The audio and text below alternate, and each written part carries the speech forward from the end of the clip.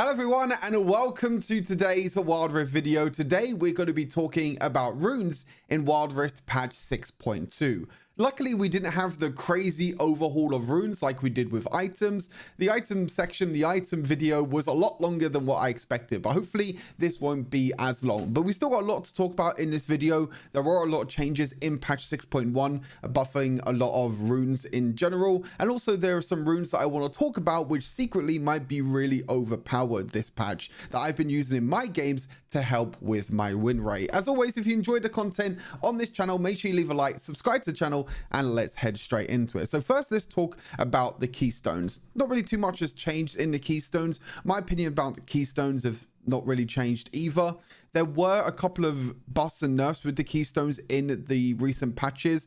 Grasp the Undying a few patches ago got nerfed, but I still think this rune is very powerful. There are still some bruisers that are building Grasp the Undying. Obviously, tanks are still very good with Grasp the Undying, but with Conqueror getting buffed now as well, it can also be another great option. I think it just depends on the champion. I think all of these runes in the S tier are very good. Of course, with tier lists, with runes and items, take this with a pinch of salt. Don't really think of this as like, oh, I need to build lethal tempo on Camille, for example. You know, make sure you check the website, Wild Rift Fire. Make sure you check out all the best builds for all the champions at the moment. Of course, you need to make sure that you build the right runes on the right champions, but this is like a power tier list to kind of see and compare differences between like Glacial Augment and Aftershock and things like First Strike compared to Electrocute. But yeah, as I said, in general, even though Grasp did get nerfed, it's still very powerful. You still do a lot of damage. You still gain stacking HP, and it can still be a great rune to pick up. Conqueror is also very good as an alternative to Grasp. If you want to go for more damage, you can do. This rune still gets played a lot when you're playing in jungle, top lane. There are some mid lane champions that run it, and even some AD carries now are taking this over lethal tempo. A few patches ago, lethal tempo's range did get nerfed a little bit for range champions, so you're not getting as much range as what you did before, and also because a lot of items are now giving attack speed. Some AD carries are going Conqueror instead of lethal tempo, and also with the changes to Berserker Greaves as well, with now your auto attacks giving more HP. Some champions are now building Berserker's Greaves, which makes lethal tempo's value a little bit less. However, the extra attack speed is great. The exceeding your attack speed and giving you extra range also benefits you a lot. So that's why lethal tempo stays up here as well. Conqueror is still very powerful, and Fleet Footwork as well. More of a unique rune, but I still think overall this rune works very, very well on a lot of champions. I think Fleet Footwork is great for champions that want to use their double auto attacks or gain that huge burst of damage with double auto attacks as well. Sustain is also great, and also it can help assassins with healing and also giving you extra movement speed in fights. In terms of the next runes, First Strike versus Electrocute. First Strike, in my opinion, is still better than Electrocute. There was a buff to First Strike. I can't remember if it was between patch 6.1 and 6.2 or between patch 6.0 and 6.1. I can't remember, but the last time I remember changes to First Strike was actually a buff that made it a lot better than Electrocute now. Just overall, if your champion can very easily walk up and deal damage to one of the enemy champions before they deal damage to you, First Strike is going to be better. You deal true damage, you deal extra damage, and also you just gain free gold throughout the game as well. You can sometimes get up to 200, 300, maybe 400 extra gold. Sometimes even up to 1,000 extra gold. I've had games before when I've gotten 1,000 extra gold. So you're getting a lot of value from this rune overall. But Electrocute as another option can still be very good. It's a lot more reliable to use Electrocute compared to First Strike. Take someone like Aurora, for example. Of course, she very easily procs Electrocute with her first ability and her third ability, but First Strike can also be used on Aurora, but Electrocute is just a lot more reliable and can help you a bit more with your burst damage. Arcane Comet also still a very good rune on certain mages that can proc this very easily, especially for champions that like to build Rylai's or have a lot of crowd control. You can proc Arcane Comet in lane, keep stacking it over time, and then build up to huge comets that can happen during the mid and the late game. Glacial Augment versus Aftershock. Glacial Augment is still the best rune choice for tanks and especially tank supports. Glacial Augment in general just gives you way too much utility. Yes, you gain extra stats for yourself with Aftershock, but Glacial Augment slows enemy champions, reduces their damage as well, so you just get more utility and more value from Glacial Augment than Aftershock. Aftershock did get a bit of a buff. I remember a few patches ago, the armor and magic resistance and everything went up as well, and I think the damage might have gone up a little bit, but overall Aftershock just it still isn't really that good compared to Glacial Augment. And Phase Rush, again, more of a unique rune, kind of similar to something like Fleet Footwork, but Phase Rush in general, it's okay on certain champions. It's really strong on some champions, but most of the time you just want to skip this rune and you'd much rather go other runes instead for like mages in general or any sort of tanks or anything like that. I can't really think of really many champions that build Phase Rush at the moment. Sometimes the movement speed can be very nice, but overall you just want to go for other runes that give you more damage and give you more value. And Summon Airy only gets used for the defensive parts of Airy. You never want to build Summon Airy on mages, on poke champions, on tanks, on anything like that. Sometimes like people come over from League of Legends and they see like Summon Airy is very good on Victor. Unfortunately, that's not really the case in Wild Rift. The damage of Airy is not very high, and you'd much rather have Airy for the defensive mechanics with like Enchanter supports rather than the damage option. So that's why it's only down here, because it only works on Enchanter supports, and that is pretty much it. Onto the Domination tree. Sudden Impact is now very, very strong now that it does true damage, and now you deal an incredible amount of true damage as well when you scale, when you get to level 5 and level 9, which is very, very nice. And you can also gain extra movement speed as well. Sudden Impact is being used a lot at the moment in this meta on champions that can dash, that can blink, that can teleport or turn invisible or anything like that, you know. Especially in junglers, like some junglers now are taking Sudden Impact instead of Overgrowth. Overgrowth is still a very, very strong rune that gives you basically free health as you're clearing through the jungle, but Sudden Impact giving you true damage can be great on some carries like Ambessa, Aatrox, even like assassin junglers like Talon, Kha'Zix, Kayn, anyone like that. You know, Sudden Impact now dealing true damage means that it's going to give a lot more value.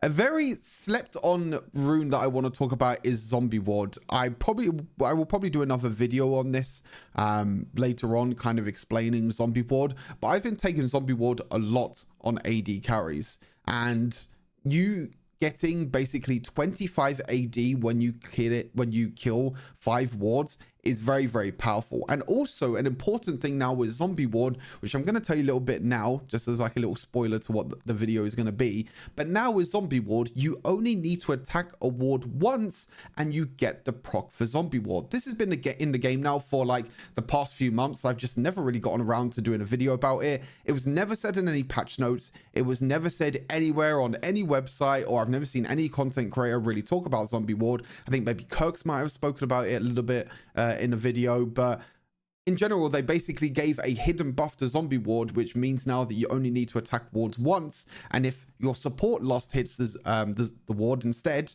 you now still get the stack and still get the extra AD and ability power. So this is very strong right now in dual lane, because wards get used a lot in dual lane by AD carries, by supports. I actually normally take Sweeper now at level 1 with AD carries, and with Sweeper I like to sweep in the lane. If I push the lane, I like to sweep in a river. If I get some wards, I can get some wards, and you get 3 AD every single time, and then when you get up to the maximum 5 stacks, you gain a bonus 10 AD as well. So that's 25 AD that you can get for clearing 5 wards, which 25 AD is like the equivalent of, you know, like Magnetic Blaster, for example, gives like only 20 AD. I think it's 2 long swords gives you 26 AD. I think it's 13 AD each, or it might be 15 AD each. I'm not too sure, but you'll get about 1,000 gold worth of value and 1,000 gold worth of damage from Zombie Ward, which gives you a crazy amount of value. And Genie's Hunter, very, very strong for Enchanter supports right now in the meta. It helps with things like Harmonic Echo. It also reduces the cooldown of your boots enchants as well, which can be very good for enchant supports like Veil enchant as well. You can also use this if you want to build Redemption. I know it's very popular in China when they go in Genie's Hunter and Redemption, but in general I don't build Redemption on supports. So Ingenious Hunter is normally really good on enchanter supports, with Harmonic Echo being buffed, and also with your boots enchants. Moving on to the B tier, Cheap Shot can be used on a few champions that have crowd control. There are champions that can, you can help you deal a lot more burst damage. Champions like Ari, for example, when she hits her charm, Morgana, Lux, champions like this. Again, anything that deals true damage just gives you a nice amount of value, to be fair. And Cheap Shot is just a lot better than Mark the Weak. In this row, you only have Cheap Shot, Mark the Weak, and Empowerment, which Empowerment, most of the time, you never really take on like mages in general. Mark the Weak just gives you no damage at all. So Cheap Shot is normally the best option in this tree. Empowerment is only really here because AD champions sometimes build empowerment to get the extra auto attack damage. But cheap shot is normally the best option. If you want to run the red tree, you can run something like Scorch, cheap shot, and zombie ward in the mid lane. And again, take sweeper at level 1 and try and clear some wards and try and bait the enemy mid laner to put in wards down so you can get more AP in the early game, which AP you get 20 AP at the end. You get 6 AP every single time, which is crazy value, I think, for zombie ward. I didn't even talk about like supports building zombie ward as well. You can go support, you can go zombie ward on someone like Lulu or someone like, I don't know, Rakan. Go full damage Rakan and get an insane amount of ability power. Scorch is quite nice. It can help you in the early game, deal some extra damage. It's really good on long range mages that can guarantee damage onto enemy champions. Again, it just lets you deal with that little bit of extra burst damage, which can be quite valuable. Eyeball Collector, in my opinion, is just weaker than Zombie Ward at the moment. There are a lot of kills that go around and you can get a lot of takedowns, which is quite nice, but Zombie Ward is just a lot more... I don't know, I would say it's 50-50 in terms of reliability, because there might be some games where no one puts any wards down, and it's actually better to go Eyeball Collector. I would say maybe in lower elos it's better to go Eyeball Collector because they might not ward as much, but when you start to get up to like Master, Grandmaster, even Challenger and Sovereign, I think Zombie Ward is better because you'll see wards being used a lot more often, so you can actually clear them out and get more AP, and there might not be as many kills in the game compared to like lower elo games. So I think that's a comparison between these two runes. And empowerment, as I mentioned, mainly used for AD champions just to get the extra auto attack damage. And then these are just the runes that you never want to run if you're going in the domination tree. Any of these runes, just avoid these runes completely. Psychic Wave, it can be nice on like maybe Ari and Twisted Fate, but you just get more damage from Scorch, for example. So Psychic Wave just doesn't really help you at all. Shield Bash, maybe on someone like Shen, but even so, like with top laners and just tanks in general that gain a shield, you always go for the green tree as your main tree. So you're taking Shield Bash over other secondary runes that you might be able to take instead. Demolish is very powerful. Transcendence is very powerful. You can either go for something like Brutal if you want help during the lane. You can go for Scorch if you want more ability damage as well. Shield Bash just doesn't give you as much damage compared to like Scorch or Brutal, or even more value compared to something like Demolish as well, because Tower Platinum is now much weaker. You never take Shield Bash when you're going for your red tree as your main tree. And even then, for tanks that gain a shield by themselves like Shen, you never want to go for red tree as the main tree anyway. You always want to go resolve tree because you get more value. And again, I already mentioned, but Mark of the Week just in general does less damage, and yeah, isn't really that good at all. Inspiration Tree, Transcendence, I just mentioned, but still a very powerful rune. They tried to nerf this rune a few times, but you still get an insane amount of value. You gain 12 ability haste, and also the basic ability after hitting a target gets reduced by 10% as well. Ability haste in general is a very strong stat and a very reliable stat that just allows you to use your abilities more often. So it means you can shield more often, you can heal more often, you can deal damage more often. You can do anything like that. Any of the any runes that give you ability haste are just going to always give you nice value. Sweet Tooth plus Ixtali Sea Jar is still also a very strong combo. There you see some mid laners going Sweet Tooth, Ixtali Sea Jar into Transcendence. I think that's how it goes. I'm trying to remember what rune is in the right tray. I'm pretty sure it's Sweet Tooth, Ixtali Sea Jar, Transcendence. Or it might be Nimbus Cloak. I can't remember. But anyway, Sweet Tooth plus Ixtali Sea Jar, still a very strong combo because you can use Sweet Tooth on Honey Fruit. Then you can spawn it again with Ixtali Sea Jar, get some free gold and help you with sustain during the laning phase. But also, you can use Ixtali Sea Jar to get more vision with other plants, or use it to try and jump over walls with the red plant as well. So there are many different ways and many different flexible ways that you can use Ixtali Sea Jar. And Sweet Tooth in general is also always going to be very good. Hex Flash, also still very good. You can still use this on enchanted supports. You can use this on junglers. You can use this on top laners. Even some AD carries still run this as well. The tapping version of Hex Tech is not as strong as what it used to be, so you don't dash as far if you just tap the Hex Flash, but it's still very valuable if you want to use Hex Flash on engaged supports, and you can look for insane plays with Hex Flash and trying to use combos, or Hex Flash into trying to escape, anything like that. Hex Flash is still very good just for playmaking potential. And I mentioned as well, but Demolish has also gotten stronger this patch as well, because tower platings are now much weaker, and because the laning phase lasts longer. If you win laning phase and proc Demolish, you can get 2 to 3 tower platings in the early game, which is up to 450 solo gold, which gives you a lot of value in the early game, and also allows you to just extend your lead even more. And then if you take the tower low enough, below 50% health, then someone can walk towards you with your with the Rift Herald and take first tower of the game. And or sometimes you can even take first tower of the game before the dragon even spawns, before the dragon, the herald even spawns. So Demolish, very powerful rune, mainly used as like a secondary rune, but also still very powerful. I put Nimbus Cloak here because Nimbus Cloak still has some value on some champions that want extra movement speed after they use their summoner spell, you know, like Singe, for example, Hecarim, Darius. There are still some champions that benefit from Nimbus Cloak, and I think Nimbus Cloak is still better than going for something like Pathfinder or Mana Flow Ban. So I wanted to separate Nimbus Cloak from these two, because I don't think Nimbus Cloak deserves to be in the same tier as these two, but also it's not as high to go in the A tier, so it's like in between these at the moment. Yeah, and then the rest of these runes you just never want to run. Mana Flow Ban just doesn't give you any damage at all, and the extra mana doesn't really help you. You can use it on someone like Malphite to maybe help you with mana, so you can help with poke in the early game.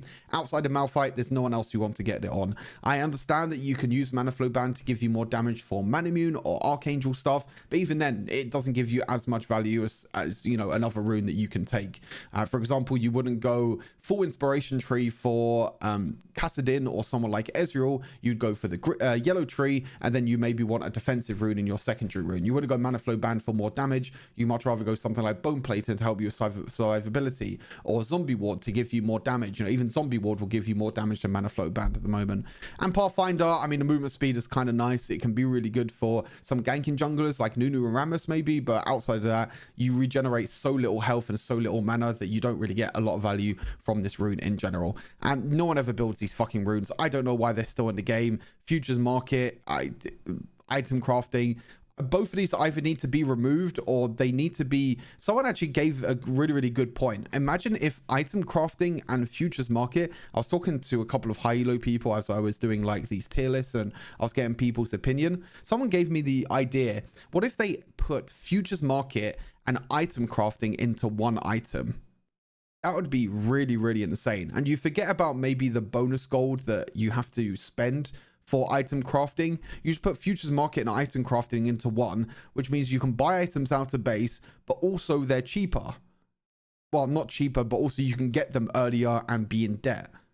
But I think that sounds maybe a bit too overpowered. That sounds just like a better version of Ornn's passive. But if you think how strong Ornn's passive is at the moment, I think a rune where you put futures market and item crafting into one, it could be very powerful. And I think it would actually be a lot better choice than just building these two runes as a whole.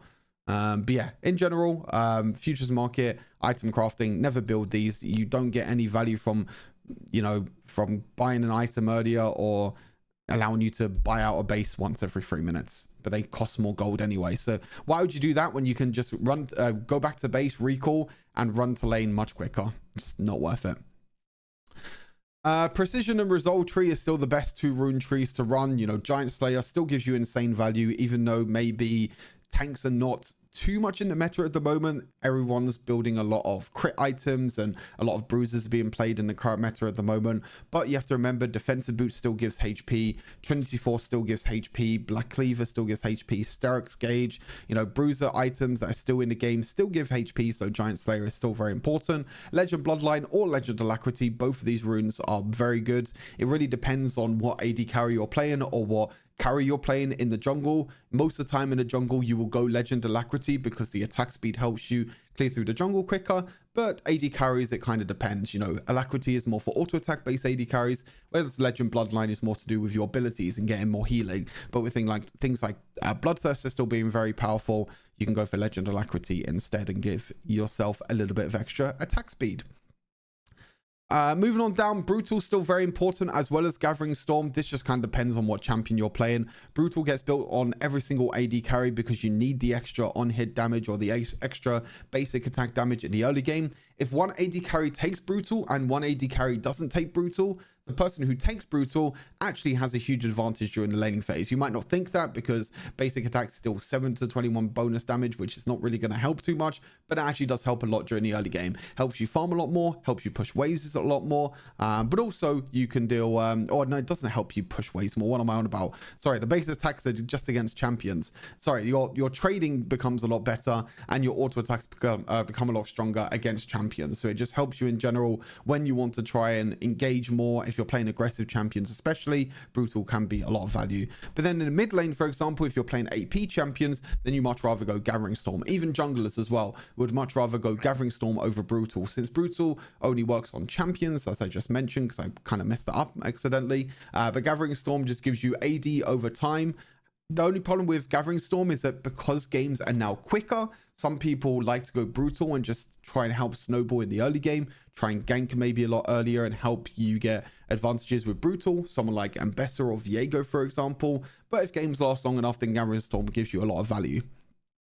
Moving on to B tier, these are more situational runes. Coup de grace is very good over Giant Slayer if you're against no tanks. If you're against like a full ADC composition or like a full mage composition with like, I don't know, everyone is squishy, no one's building HP, then great, coup de grace is great, but you at least want Giant Slayer. You're at least going to be against like one tank or one bruiser, which are always going to be auto attacking, so Giant Slayer is very important. The big thing with AD carries and just carries in general, even when you're playing backline carries, you're always going to be hitting the first enemy in front of you. And mainly that first enemy in front of you is either going to be like a tank support, a tank, or a bruiser. So you get more value from Giant Slayer over Coup de grace. Legend Tenacity doesn't really get built at the moment. It's very good if you're playing tanks and you're against a lot of crowd control, then Legend Tenacity can be great, but Bloodline or Alacrity just gives you more value. And Triumph in general, you get more damage from Gathering Storm and Brutal, and the healing from Triumph is not really going to help you too much. And then C tier, Lost Stand never really gets used. It only gets used on someone like Trendemir, for example, because you're unkillable when you're 0 HP, so you just deal more damage with Lost Stand. Dr. Mundo as well, because you're low on HP, but you're healing all the time, so you get more damage. It's just a very unique rune that only gets used on very few champions. And then lastly, we have Resolve. Second Wind is still one of the most broken runes in the game right now. Any melee champion that you play in any lane at all, you always want to go Second Wind. And this is another reason why you want to go for Resolve tree on tanks in the top lane, on bruisers in the top lane, on supports as well in the bot lane, on tank supports in the bot lane. It's just because Second Wind is so powerful. You gain double the healing value if you're a melee champion. When you take trays, you just walk away, you go out of combat, and you're healing so much over time. This rune always heals you like 2,000, 3,000 HP every single game. It's really, really powerful. Overgrowth, very good for laning when you kill minions, and also very good in the jungle. Every time that you kill a monster in the jungle, you're just gaining bonus HP every time. So the jungle meta at the moment is very much farm heavy. You just farm your whole jungle, you get to level 5 as quick as possible, and then you look for ganks. But if you can't look for any ganks, you just keep farming over and over again. And because you're going to be farming a lot, you're going to be getting a lot of value from overgrowth. So that's why that rune is also very strong. Bone plating can be a good alternative to Second Wind, and bone plating is also very valuable for ranged champions, since if you get dove on by any assassins or any bruisers, that's the only time that you're really going to be taking damage. So bone plating just helps you a lot against burst damage. Nullifying Orb just in general is a very solid rune. You take this a lot on a lot of supports. You take this on you know, any tanks, any bruisers that play top lane. Just in general, Nullifying Orb is just a lot better than Font of Life and Courage the Colossus, which are both in the same row as this. Perseverance is, in my opinion, a lot better than Legend Tenacity, because Perseverance gains you Tenacity straight away and also gives you extra armor and mag resist when you do get immobilized. So this is very strong. If you're playing against any top laners or any supports that have any crowd control, then Perseverance can help you a lot with your survivability. Font of Life, as I mentioned, not as strong as the Nullifying Orb, but can be a strong alternative. The big thing with Font of Life is that you can use your own auto attacks to heal yourself up when you hit an enemy champion with an attack or ability. So if you attack 2 times, then you get healing. If you use an ability and then auto attack, then you also heal yourself as well. Mainly used for supports, and mainly like poke supports or enchanter supports or even tank supports that can engage and get followed up by an AD carry, because you're healing your team more than yourself, so you get more value if you use this in the dual lane, because they'll be used top lane. But Nullifying Orb is just better in my opinion. And Revitalize, of course, extra healing and shielding. Very good for enchanter supports. Very good for any champions that have any healing or shielding in their kit as well. Very nice value. And then C and D tier again. You know, not again, runes that give you basically no value at all. Onslaught is just, why would you go for Onslaught Tenacity when you can go for Perseverance? And I'm pretty sure this is in the same... Is this in the same row as... No, it's in the same row as the first row. Second row.